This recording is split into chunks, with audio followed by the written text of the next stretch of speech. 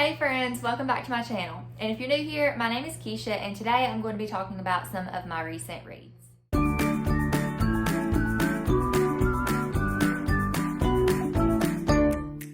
So, shocker, I'm actually kind of somewhat on time for this video. I haven't waited forever to do another recent reads video, so here we are again with another one. I was actually contemplating whether or not I wanted to do this video or do a book haul, because I've hauled so many books the past few months, and I decided that I think instead of doing a book haul, that I'm just gonna wait, because around Christmas I'm gonna get more books. And so I'm gonna wait and do a bookshelf tour, because you guys, I have been waiting since I started this channel, since before I started this channel. One of my favorite things to watch is bookshelf tours, and I have been waiting until I got enough books, or to what I thought was enough books, to do a bookshelf tour. And so you can be looking forward to that in January. I'm really looking forward to it, and I hope you guys are too, so just stay tuned for that. Also, if you see any movement in this video at any point in time, I'm kind of sitting awkwardly. My dog, you can see her butt here, and then here she is. So Jovi is in a very awkward position behind me today.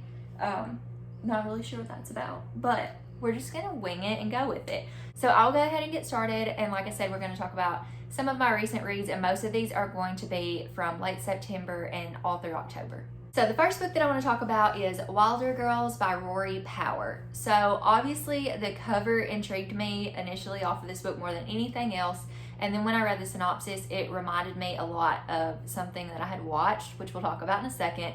But essentially, this story follows a girl named Hetty. Hetty's at this boarding school on this island that's kind of like separated from everything else. And this tox has broken out on this island. It has changed the landscape. It's changed some of the girls at the boarding school. It has kind of mutated their bodies and mutated the landscape. And so one of the girls, her eye is like not sewn shut, but it's like shut. And then another girl has gills. And there's just like all these different deformations and stuff that are happening because of this tox. So the girls have been quarantined on the island and in school, and the Navy is like bringing them supplies and stuff. So it's very much it kind of reminds me of dystopian, but it's also really sci-fi. And I don't usually read sci-fi, but I enjoyed this one. But essentially what happens is Hetty has a best friend named Byatt, and Byatt ends up going missing, and Hetty is like searching for her and finds out that some things may not be what they seem, and there may be some more secrets here about the talks and about different things that are going on than she realizes. So this really reminded me a lot of the movie Annihilation, which I know is also a book, but I've never read the book. So if you have read the book or seen the movie Annihilation, this is all those vibes. I really enjoyed the book, but the ending just kind of left me wanting more. I wasn't ready for the story to be over. I really liked the writing. I also listened to the audiobook while I was reading it. I can't really listen to the audiobook just by itself because my attention span is just not there. But I listened to it while I was reading along, and I really enjoyed that aspect of it as well. I thought the story was really well written, and I really enjoyed reading it. But like I said, I just feel like the ending of it kind of left me wanting more. And some stories I can read, and it's not a problem. Like, if I'm like left wondering what happens, some stories I'm okay with that. Some stories I like to fill in the blanks myself. Some stories I'm okay with being confused. But this story was just not like that at all. I needed to know certain things. I can't say anything because spoilers. But overall, I enjoyed my read of the book, so I gave it 4 stars. If it would have ended differently and I had more information, I probably would have given it 5, but I thought it was a really enjoyable read. And so like I said, if you like the movie or the book Annihilation, definitely check this one out because it has all those vibes. The next book that I read was Witches, The Absolutely True Tale of Disaster in Salem by Rosalyn Schanzer, or Rosalyn. I'm not really sure. I always get confused with that. I don't know if it's Rosalyn or Rosalyn. But anyway, so this book was a middle grade nonfiction about the Salem witch trials, and I found it very interesting. I had been curious about the book, and then someone who works in our regional office for our library had mentioned that she really liked it. And so I was like, okay, I'm going to pick this up. It's a really short book. I wish I still had it with me to show you guys, but I had to do an interlibrary loan for it, so I don't have it anymore. But it basically talks about how the Salem witch trials got started and the progression of that. And you guys, this book made me so mad. And like, history just makes me so mad because there are so many people. I don't know if you guys have studied the Salem witch trials, but if you haven't, it's very fascinating.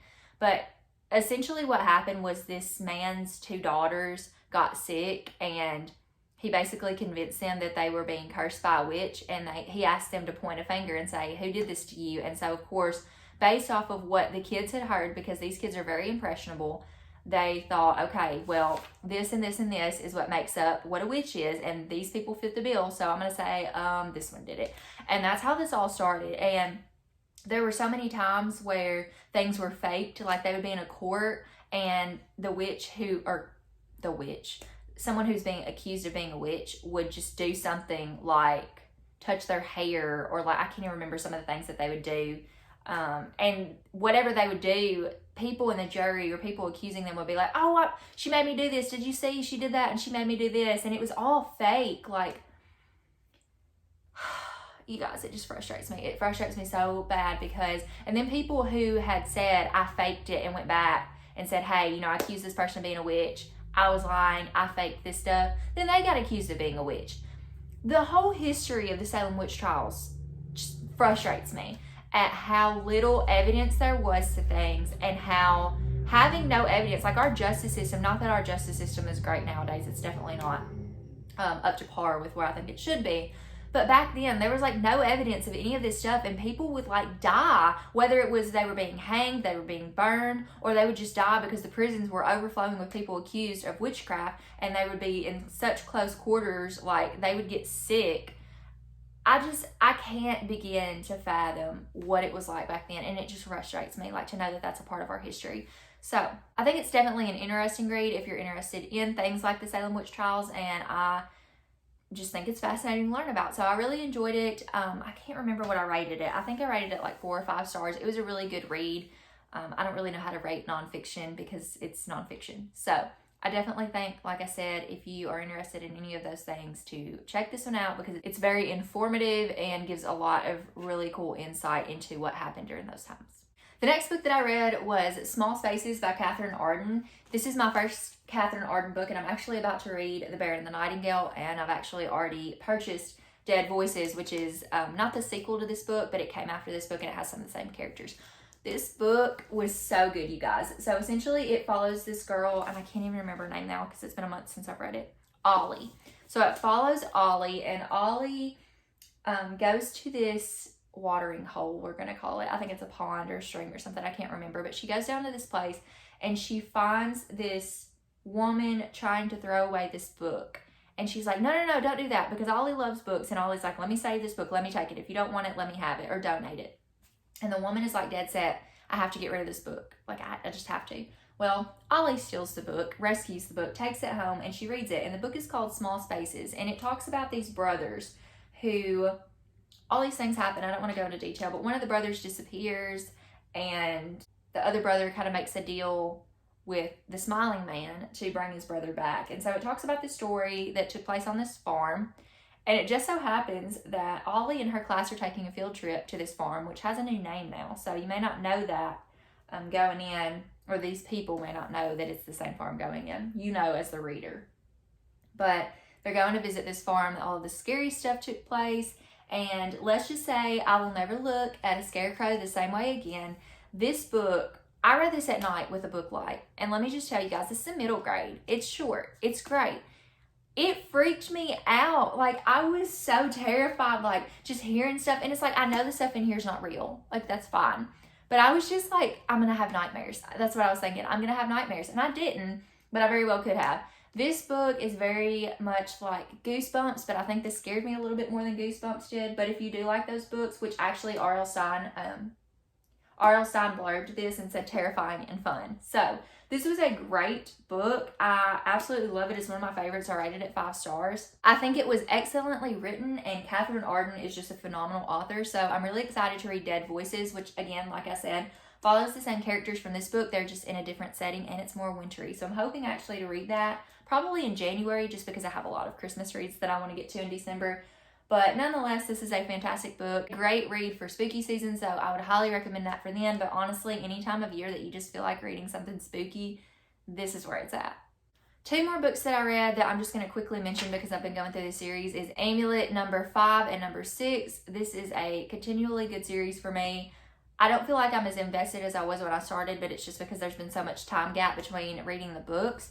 but I do really enjoy it. I think it's a great middle grade graphic novel series, so if you're interested in anything like that, it's very adventurous, it's really cool, so definitely check out those. Next up, I read Horrid by Katrina Leno, and this cover is just gorgeous, and I actually have to show off this book a little bit. I don't think there's anything on the other ones. No.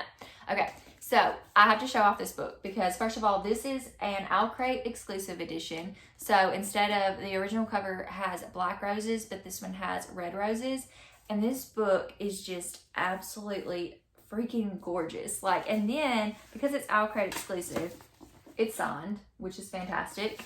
And then there is art on the inside cover, and I wish I could remember who the artist was, but check this out. How awesome is that? So this was actually, I think this is my first reversible dust jacket that I have, and it's so stinking awesome.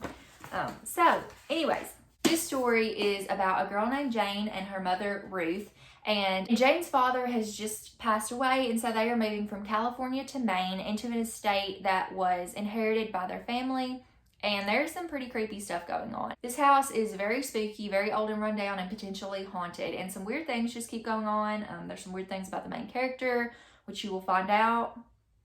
There's some weird things about this place that they're moving to. There's some weird things about the mom. This family has a history. I don't want to say too much about it because I think it's something you need to go into not knowing much. This is a bit of a psychological horror novel, I guess you would say. It's not really so much a thriller. I was tense a lot of this book, but I wasn't necessarily thrilled. And it does have a lot of mystery aspects in it as well. I thought this was a really good book for those of you who might just be beginning in the mystery genre or horror genre. I thought it was really good for beginners. But I've read some other things that were a little bit deeper than this, and so I feel like I didn't enjoy it as much as I could, but I thought the writing was really good. Katrina Leno actually wrote Summer Assault, which I read earlier this year, and I really enjoyed that. I think Katrina Leno is a really awesome writer. I love the way she writes. It's very poetic. And I really enjoyed reading this book as well. It was really creepy, and I've been reading a lot of creepy books lately. Like, I don't know what my deal is, but apparently I'm into creepy things now. So overall, I thought this was a fantastic book. I think I would definitely recommend it. I think it's a good book, but I rated it 4 out of 5 stars just because the ending was like so abrupt. Like, things just happen, and then the end happened, and I was like, something else has got to happen. Like, something's got to give. And then it just ended on this one thing, and I was like, it makes sense, and I think it's a fine ending. I was like, what? Like, I wanted to read more, which is always good when you want to read more of a book. So, not a big deal. Overall, like I said, I thought this was a really good book, and I'm super excited to own this beautiful copy of it. So, I do recommend this, and I think you should check it out if you're looking for anything spooky, or like I said, if you just want a milder, I guess, introduction into the horror genre or into mysteries and possibly a little bit of a thriller. But regardless, I think this was fantastic, and I'm excited to read more from Katrina Leno. I'm actually reading a book by her right now called The Half-Life of Molly Pierce. I'm reading it on ebook. I will go ahead and insert a picture of it here. And this book has intrigued me a lot so far. I don't want to say too much about it, so just look it up if you're curious, but I will talk about it in my next recent reads video. But right now, we're going to move on to the next book on my list. So this should come as no surprise to any of you guys. I actually reread Coraline, which this is not the copy that I reread. I have another copy, but I just really didn't feel like grabbing it because it's in a box set. But I read the illustrated edition of Coraline. So now I have read the original edition, I have read the graphic novel edition, and I've read the illustrated edition. And while I was reading the illustrated edition, I also listened to the audiobook, which, by the way, is really creepy. If you guys have read Coraline and another part about the mouse or the mice in here, when they sing, that part of the audiobook, like, I swear to you guys, it gave me nightmares. That's the creepiest scene for me now. It was just bizarre. But I highly recommend the audiobook if you have not checked it out. Neil Gaiman reads it, and he does a phenomenal job. For those of you that don't know, Coraline is one of my favorite books. It's only really a 4-star book for me, but it's something I always come back to. I think I like the concept more than anything else, and I actually saw the movie Coraline before I read any of the books, and the movie is definitely 5 stars for me. I feel like Henry Selick just took Neil Gaiman's idea and ran with it and did a super awesome job. But I do still really like the story, and which is why I own 3 copies of it. I also have a Coraline Funko Pop, which unfortunately broke the other day because I was playing with my bookshelf and knocked it off, and it's fine. fine. We're not going to talk about it because I got really upset about it. And I have to like super glue it back together, which I don't want to do. But it's fine. It's fine. I'm fine. Everything's fine. So Coraline, for those of you that don't know, is about a girl named Coraline who has just moved into this new flat with her parents. And she has some kind of quirky neighbors like Mr. Bobo or Mr. Bobinski in the movies. And not Mr. and Mrs., but Miss Forcible and Miss Spink. And Coraline ends up finding this door in her home that leads to, supposed to be the other side of the flat, but it's bricked up. And then one day Coraline opens the door and it's not bricked up. She crawls through. She gets out on the other side, and this place looks a lot like her own home. And she actually has another mother and another father there. But there is a catch. She feels like things at home are kind of boring. So in this new world, she feels excited and thrilled and everything seems perfect. But some things may be awry here, and I'm not going to go into detail about it if you know anything about the story already. I have to show you guys this. It keeps glistening, so I don't know if you guys can see that artwork there that's like on the cover. Anyways, it's distracting. I had to show you. But if you know anything about this book, there's some pretty creepy elements here. It definitely could give you nightmares if you're not prepared, but it doesn't really freak me out, I guess, which is funny because Small Spaces did. But this is definitely a great book for spooky season. If you've never checked it out, I highly recommend it. And also, I highly, highly recommend the movie as well. Next up, I have A Monster Calls by Patrick Ness. And this was actually a story that was inspired by, I don't know if this is Siobhan or Siobhan Dowd. But Patrick Ness took her idea and finished it and wrote this story for her. It's really beautiful. The artwork in here is absolutely stunning. So I will lightly flip through so you can see some of this. Let's see. This is a stunning book. So essentially, I read this with Bree from Call Me After Coffee. This was a buddy read for us. And both of us really enjoyed the book. And I believe both of us gave the book 5 stars. And we also watched the movie adaptation, which was also good. I think we both enjoyed the book better though, but this was definitely still good. So essentially, I'm going to read the back of this because I feel like it just explains it better than what I could explain it. So what it says is, the monster showed up after midnight, as they do, but it isn't the monster Connor's been expecting. The one from the nightmare that he's had nearly every night since his mother started her treatments. The one with the darkness and the wind and the screaming. This monster is something different, something ancient, something wild, and it wants the truth. So Connor is, I believe he's an 11 or 12-year-old boy whose mom has been diagnosed with cancer and she's going through treatments. And all of a sudden one day this monster shows up at his window and the monster tells him, I'm going to tell you 3 stories. And after I get done telling you 3 stories, you're going to tell me the 4th and it's going to be the truth, which I can't go into detail about all of that. But this was a very intense, excellent exploration of grief and loss. It's definitely a heavy book. I love the metaphors for everything that's happening though and the way that this was set up. And I found out that Siobhan Dowd actually passed away from cancer. And so Patrick Ness took this and finished the story for her. So I think this was a fantastic idea. I think he honored her well. This is an incredible story. And I think, you know, people always say like, or they always ask you, what's one book that you would recommend for everybody to read? And I never have a book. I think I've said The Alchemist by Paulo Coelho. I don't know how to say his name. But I've always said that because that's also a really great book. But I've never felt comfortable because everybody has different reading tastes. But this is one book I really feel like that everybody would enjoy.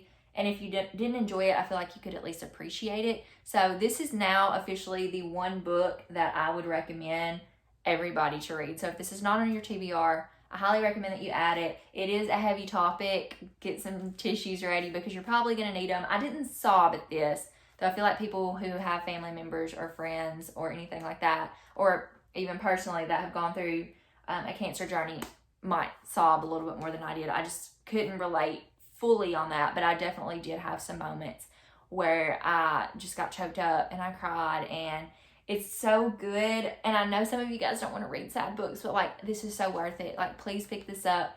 I definitely think you'll enjoy it. I would be surprised if you didn't. Next, I have a new favorite book, which I don't know. I think Small Spaces is also a new favorite, and then A Monster Calls is a favorite.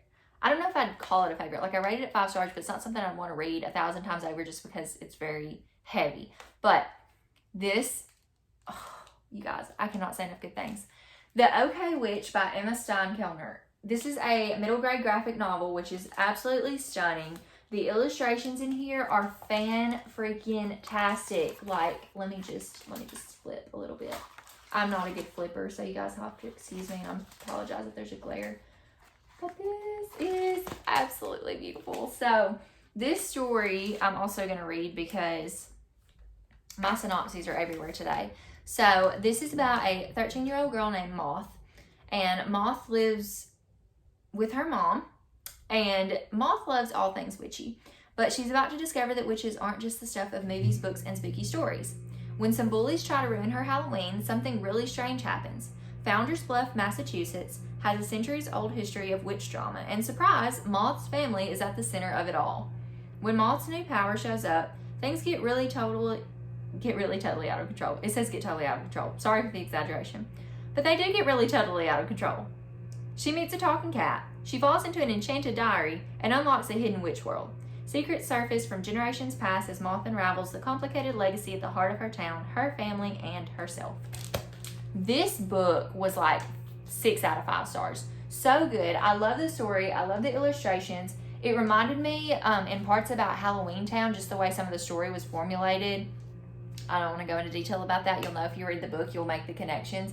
But I don't know how you couldn't like this book. Like I said, with the talking cat, with the magic, with the witchiness, with falling into an enchanted diary. Like, I cannot say enough good things about this book. I had never heard of this. I saw this on Goodreads. It was like one of those, if you read this, then you might like this kind of things on Goodreads. And I was looking for middle grade graphic novels, particularly spooky ones. This is a great Halloween book. It's a great spooky book. It's a great any time of the year book. I would highly recommend it. Like I said, I haven't seen anybody talk about this book, so I'm talking about it, and I want you to talk about it. I want you to read it because it is fantastic, and it would surprise me if you didn't like this one also, if you like spooky, witchy reads. But absolutely phenomenal. Could not recommend more. And the last book on my list is The Boy, the Bird, and the Coffin Maker by Matilda Woods. So again, this is an absolutely stunning novel. Like, I just can't even, with all of these illustrations nowadays in these middle grade books, they're fantastic. And then the whole book is written in blue ink, and there's like illustrations throughout, which is just, I mean, come on. Fantastic. So this book is about a boy, a bird, and a coffin maker. The coffin maker lives alone on the highest hill in Aurora, and he had lost his family to a sickness or a plague that had come along. He had 3 children and his wife, and now he's a coffin maker. And he meets this boy and this bird one day, and a friendship forms. And I don't want to say anything more than that because this is a very short book and it could be spoiled very easily. But I read this. I definitely think it's prettier and better presented on the outside than it is on the inside. I didn't love it. I think it was good. I gave it 3 stars. I think it was good. I think it's a good middle grade. I think a lot of kids would enjoy it, but there were some adult themes that I don't know that kids would really fully grasp, depending on the age of the child. But it was a cute story. It was also a sad story. There was some pretty harsh, I don't want to say harsh content. Like, there's nothing like super heavy. Like, I would not recommend it to a child. But it was kind of a more solemn story. And like I said, I did enjoy it, but it was very predictable. It was very smooth sailing, and so I didn't love it as much as I wanted to. I feel like there was just too much hype around this book, which is very unfortunate because it's beautiful and I'm gonna keep it and I still like it and I still think it's a good like average read. I enjoyed the read. I read it all in one sitting, but it just wasn't like the 5 stars that I wanted it to be. But nonetheless, this is still a beautiful book, and hopefully someday in the future I will pick up another Matilda Woods book. I'm going to give it a little bit of time. I think she has 2 more books out. This was her debut, and I've heard the second book is essentially the same as this book as far as the plot goes. It's just different characters. So I'm going to wait a little bit, and then I might try again to see if I like any of her things in the future. But I wasn't a super huge fan of this. Like I said, it was good, but it was just about like a 30. It's like an average read for me. So I'm going to go ahead and wrap this one up. If you like this video, you can hit the like button below, and if you want to see more videos from me, you can hit the subscribe button and the bell to get notifications every time I post a new video. And as always, thank you guys so much for watching, and I will see you in my next one. Bye!